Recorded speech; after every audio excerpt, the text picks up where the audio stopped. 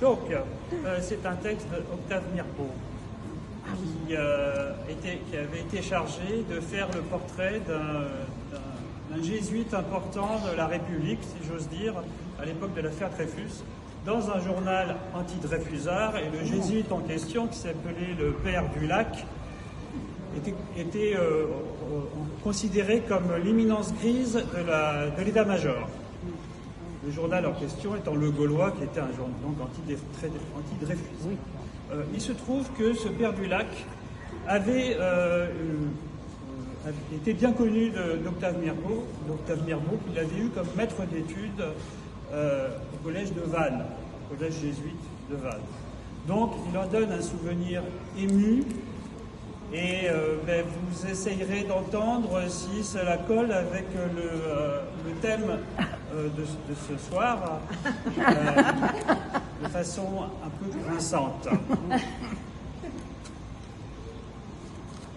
Le Père du Lac débuta par la surveillance des élèves.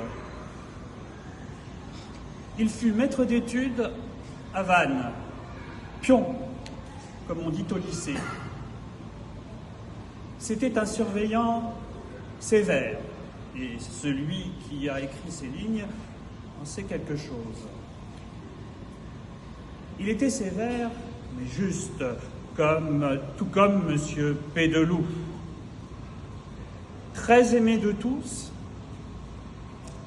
en dépit des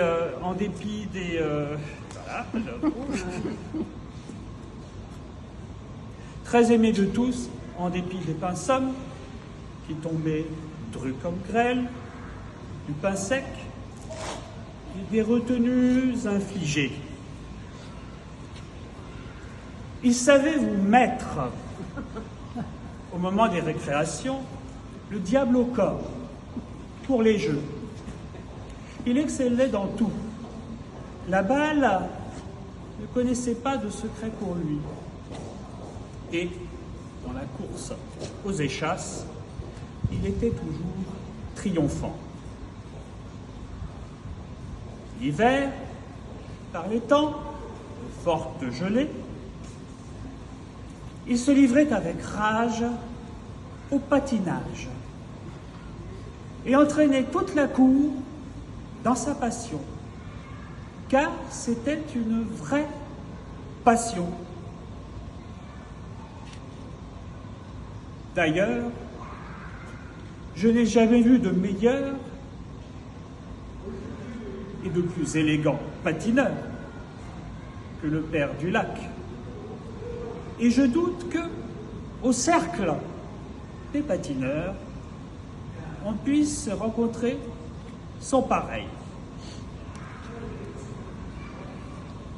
Cette passion, du reste, ne l'a pas quitté. Et maintenant, l'hiver, quand le temps est froid et qu'il gèle dur, on pourrait voir le recteur de la rue des Postes portant deux grands arrosoirs, jeter de l'eau dans un coin de cour pour faire un lac où il puisse se livrer avec ses élèves à toutes les fantaisies les plus difficiles et les plus scabreuses du patin. Bravo.